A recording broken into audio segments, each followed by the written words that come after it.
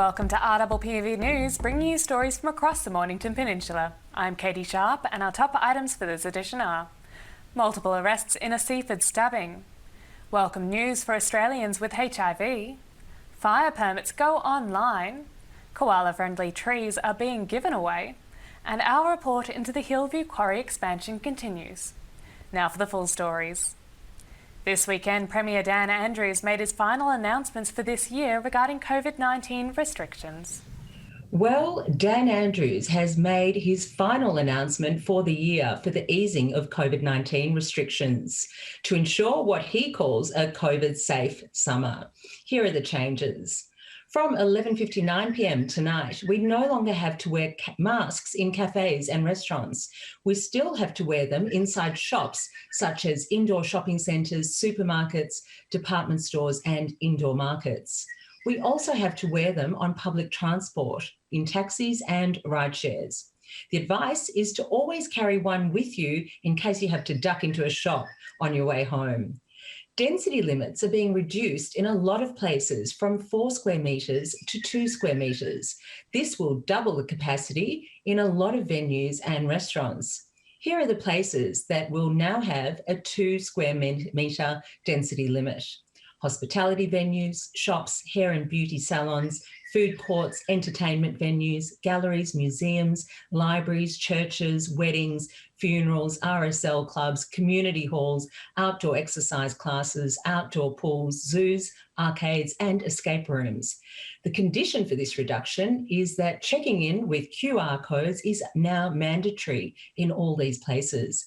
If people don't have a smartphone, venues must have an electronic or paper recording system for guests. Speaking of guests, from tomorrow, you can have up to 30 guests in your home across, of course, one day. Outdoor gatherings can now be up to 100 people. Religious gatherings, funerals and weddings are now uncapped as long as you keep to the 2 square metre limit. And for those who want to get their boogie on, weddings and nightclub dance floors can now host up to 50 people with a limit of 1 person per 4 square metres. Hospitality venues are also uncapped. Indoor gyms and pools can now have 1 person per 4 square metres. Exercise classes have increased to 50 indoors and 100 outdoors.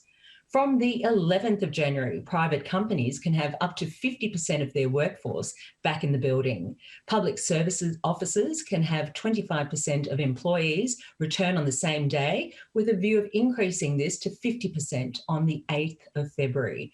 Workplaces of less than 40 people can reintroduce 20 staff from the 11th of February. This week, international guests will begin to arrive in the state again, with all visitors requiring quarantine. The next announcements, apart from individual ones about cricket and New Year, will be in late January. It's not quite time for hugs and handshakes, but we're getting close. Until then, stay safe, enjoy your summer. That's the COVID-19 update. I'm Shivani Pillay for RPPV. Thank you for that report. Homicide Squad detectives have charged 4 people in relation to a death of a man in Seaford last week. Emergency services attended Station Street just before 7 p.m. on the 25th of November, following reports a man had been stabbed. 26-year-old Cam Smith, a carpenter from Langwarrin, was treated by paramedics but died at the scene. Mr. Smith was reportedly defending his girlfriend from a group's verbal abuse when the attack took place. A 19-year-old Summers man has been charged with murder, while a 21-year-old Summers woman faces charges of affray and assault. 2 young men from Frankston, one 17 years old and the other 18, have also been charged with affray and assault. Anyone who witnessed the incident is urged to contact Crime Stoppers on 1800 333 000. The pedestrianisation of Main Street Mornington has proven a boon for community members wishing to bring their causes to public attention. 2 groups marched along the road in the past week, the 12th annual Walk Against Family Violence taking place on the International Day for the Elimination of Violence Against Women, ending on Main Street. 3 days later, Extinction Rebellion walked along the road in costumes and masks to remind us of the climate crisis. They wheeled a barbecue down the road with a globe of the earth slowly roasting above it. Extinction Rebellion uses non-violent civil disobedience to bring attention to climate change issues across the world. The Australian Federation of AIDS Organisations has welcomed an announcement from the Health Minister and member for Flinders, Greg Hunt, that every person living in Australia with HIV will have access to life-saving antiretroviral medicine regardless of Medicare eligibility. The Minister announced the initiative on World AIDS Day, the International Day of Recognition and Awareness of HIV and AIDS. Minister Hunt also announced an additional $1.5 million in funding for HIV community workforce development. It comes as data released by the Kirby Institute reveals Australia has met the UN AIDS global goals for HIV treatment and prevention. Victorians can now apply for a fire permit online. Residents and businesses using fire or heat sources such as commercial catering, fireworks, welding and more can now use the Joint Fire Permits Victoria website to check if they need a fire permit, to apply for one, to notify authorities that they are using one and to register a burn-off. Forest Fire Management Victoria's Chief Fire Officer Chris Hardman said the system provides a simple, quick and easy web-based form for permit holders to notify agencies when approved permits will be used. Visit firepermits.vic.gov.au for safety tips and to apply and register for a fire permit. When we come back, the next interview in our series on the proposed expansion of Hillview Quarry on Arthur's Seat.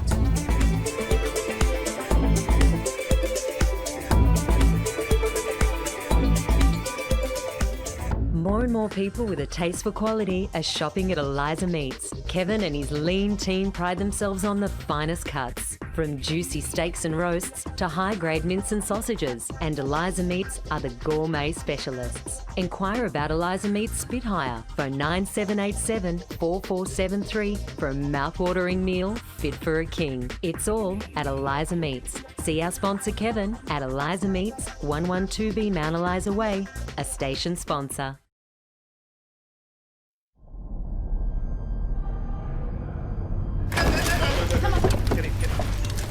I know how fast grass fires can spread. You'll want to escape, but you shouldn't drive. The smoke is blinding. And you'll block roads for emergency vehicles. Just walk 2 streets back and check warnings on the Vic Emergency app. Authorised by the Victorian Government. Everyone knows Australia has 4 big banks, but the 5th biggest retail bank is snapping at their heels. It's a bank that's been around for over 160 years, can be found in over 500 locations nationwide, looks after over 1.8 million customers, and is regularly voted one of the most trusted brands out of all the thousands of brands in Australia. Who is this fantastic number 5? Yep, it's Bendigo Bank. The better big bank.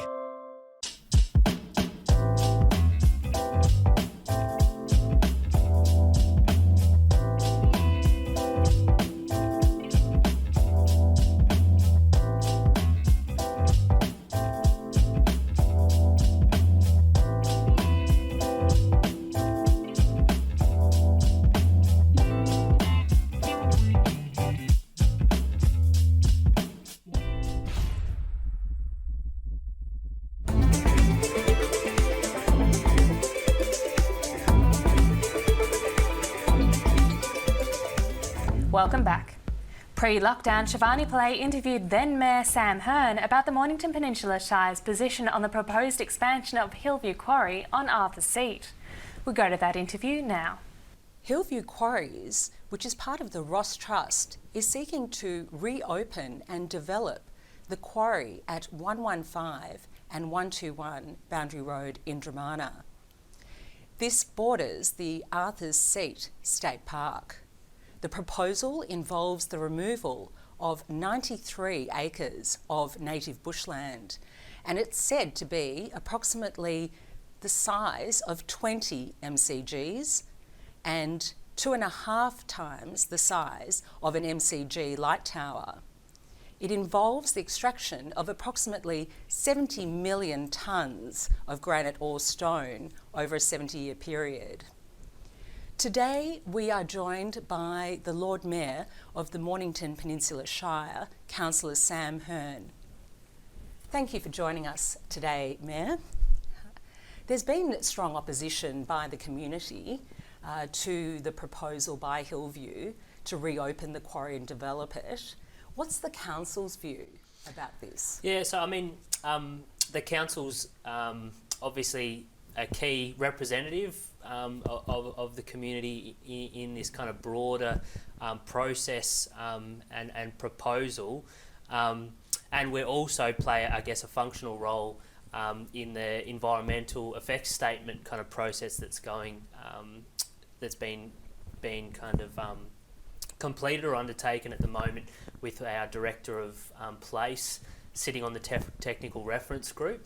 So really the key function for council at the moment, and it's something we've been engaged in over the last number of years, is really giving appropriate and real time to listen to all the kind of proponents and advocates in this space, whether it's from Hillview and the Ross Trust, whether it's from key community groups that are raising concerns and advocating against it.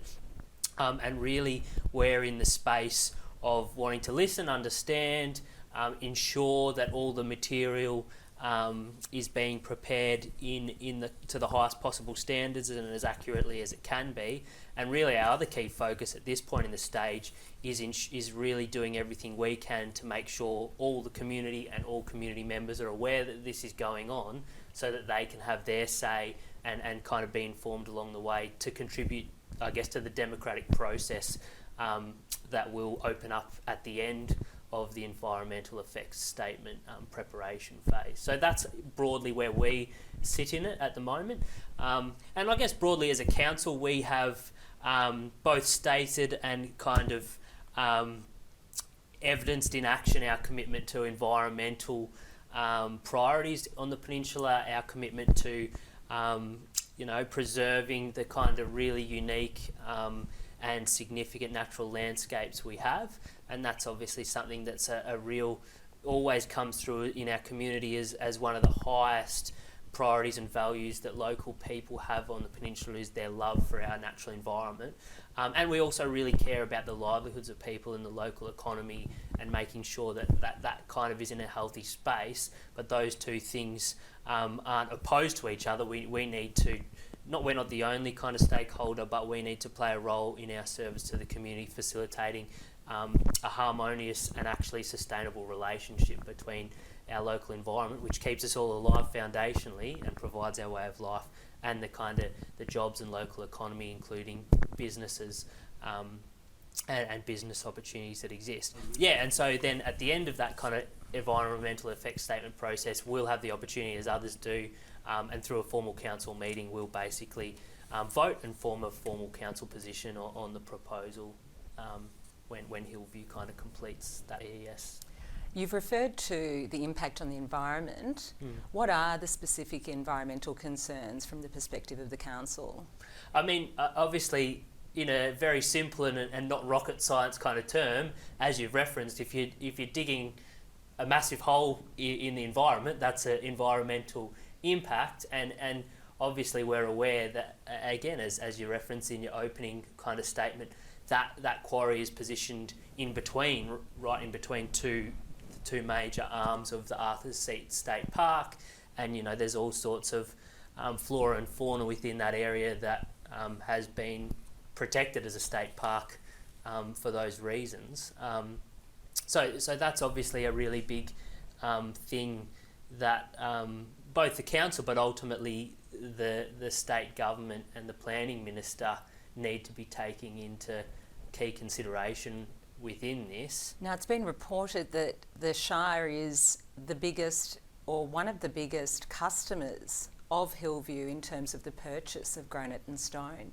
How does that sit with the proposal? I don't know if we're the biggest, but I think it's probably very safe to say we'd be amongst the biggest. And I mean, again, that makes sense when you think about it. We kind of are the one of the main I guess builders in the local area immediately around where Hillview's current quarry and where this proposed quarry are, and because we always have so many projects we're undertaking with and for our community, that makes sense. I would say that's just a practical reality.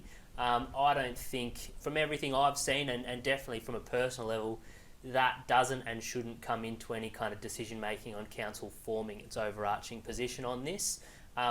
You know, there's plenty of other quarries and other kind of places where council can access those materials in the kind of eastern belt around the city of Melbourne. That, you know, potentially if we reached a stage where we had to do that in the future, it may add a bit of cost to some of our projects, but I don't see it being a major thing in that it's not kind of a make or break issue in terms of council operations. Just by way of background, back in 2013, Hillview had proposed to convert the proposed site to a rubbish tip. And there seems to be a concern in the community that Hillview didn't rehabilitate the land as was proposed. Now, that proposal was rejected by the Environmental Protection Authority. Are you aware of that, and is that a concern for council? Yeah, well, that was before my time personally. I think just doing the maths quickly, I was probably in my early 20s when that was all going on. I remember seeing, you know, some of the real community campaign against that, and understand why community be concerned about that being a rubbish tip in such an area like that. Yeah, it's definitely been, in particular, like your question about the rehabilitation, that's definitely been in the briefing discussions we've had with the Hillview Quarry and the Ross Trust.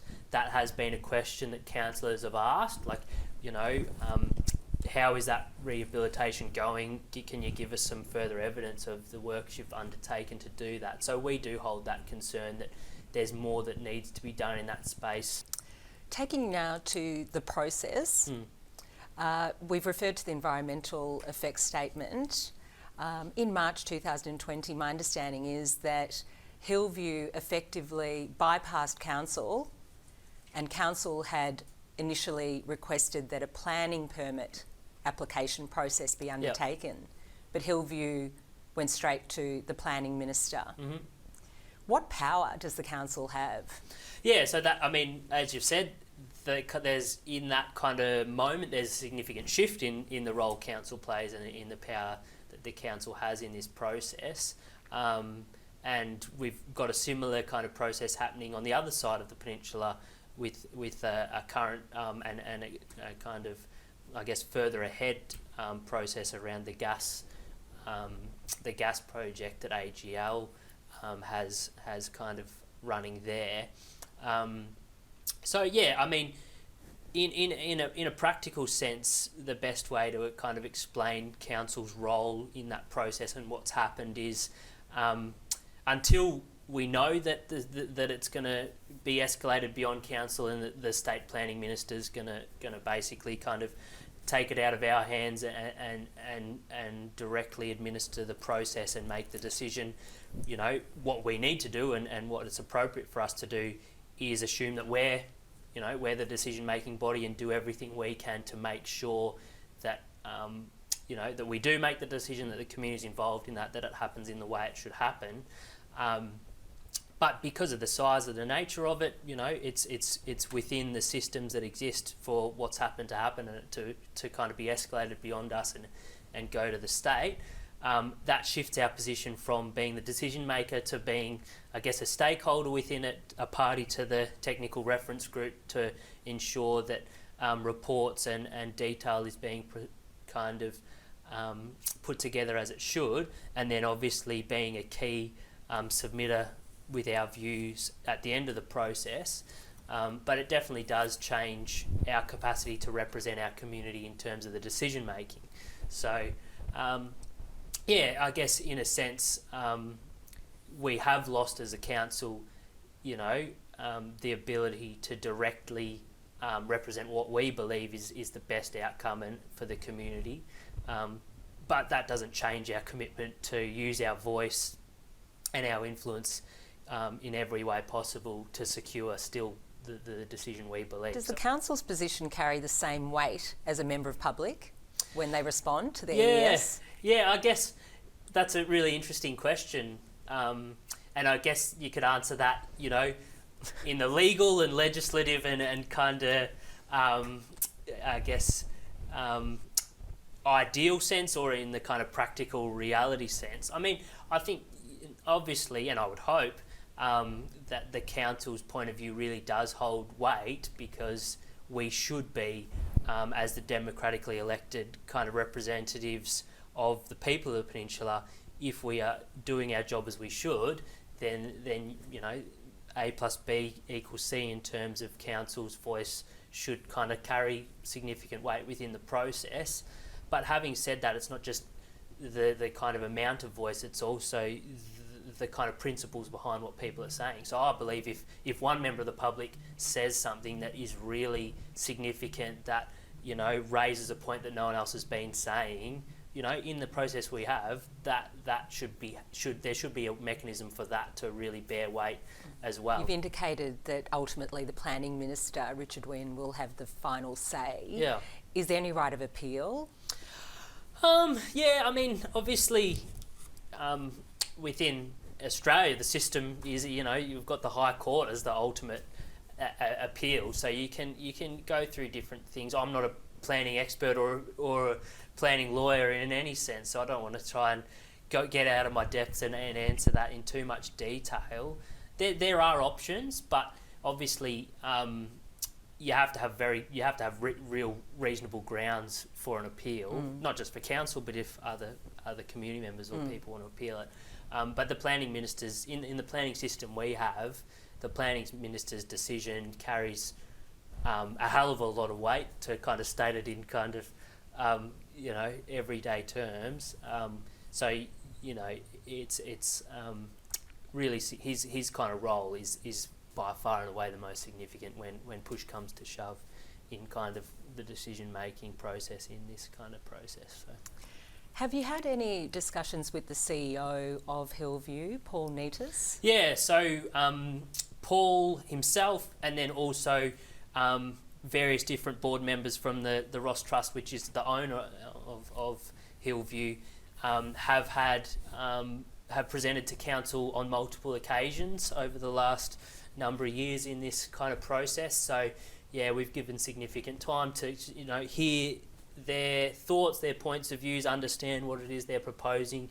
You know, councillors have been able to ask extensive questions for us to you know, drill down into that. So yeah, we've had plenty of kind of conversations and would anticipate that continues. And in a similar way, we've also had conversations and briefing opportunities like that with different community groups that I guess represents collective concern from local residents who are wanting to advocate against this proposal. So again, that's similar with other similar processes where our commitment as a council is to give genuine opportunities and engagement of communication with the broad spectrum of voices and opinions. Yeah, so I'm very comfortable with the way we've gone about that. Mayor, thank you for your valuable time today and for meeting with us at RPPV Vision. No, thank you. It's been great to talk through stuff. So. Our report will continue in the coming weeks. Re-nourishment works on Rosebud Beach have resumed. In response to erosion and a loss of sand on both Rosebud and Rosebud West beaches, the Department for the Environment, Land, Water and Planning is re-nourishing some 700 metres of foreshore by dredging sand from offshore sandbars and pumping it onto the beach. RPPV was there to capture the dramatic images.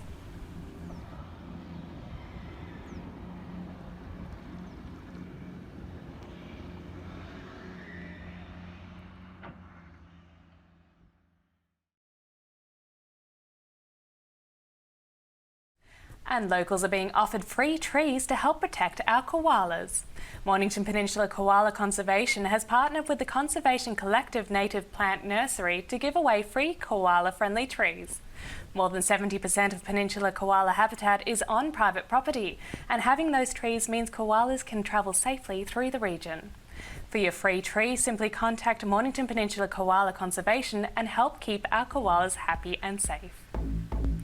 Now we go to Alana with the coming week's weather report. Hello, it's Alana here with your RPPV 7-day weather forecast for the Mornington Peninsula. Today I'm recording on location at Seawinds Gardens in Arthur's Seat.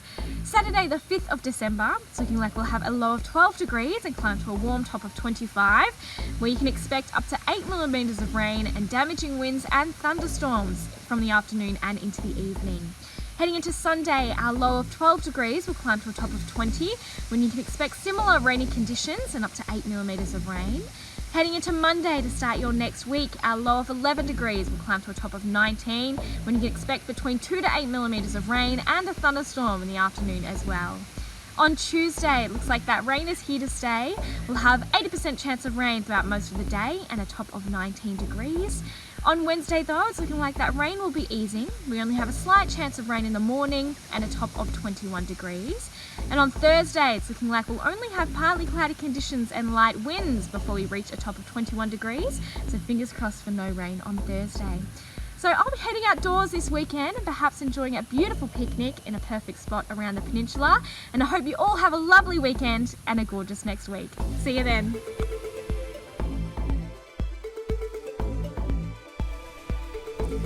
And now to our surfing guru, Muzz, with the Surf Report. Hey guys, Muzz here with this week's Mornington Peninsula Surf Report. It's Wednesday morning, we've got the first signs of a fairly decent summer swell behind us.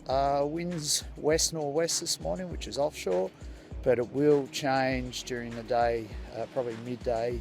It'll probably go southwest. There'll still be good waves because there'll be a big push in the swell this afternoon. Should be waves most of the week in Western Port, but the peak days will be today, and then another jump in the swell on Saturday into Sunday. So Sunday is probably going to be pretty good because the wind is forecast to be westerly. Too big for the beaches by the looks of it, so you will get wet and you will get sunburnt, so put your sunscreen on. So have a good week of surf and see you next week. And that's all from our team here at RPPV News, serving the community with stories that matter to you. Thank you for keeping our region safe by following safety restrictions. Be sure to shop and dine locally wherever possible, and keep watching and do tell your friends. Bringing you the news from coast to coast across the Mornington Peninsula, I'm Catie Sharp. See you for the next edition.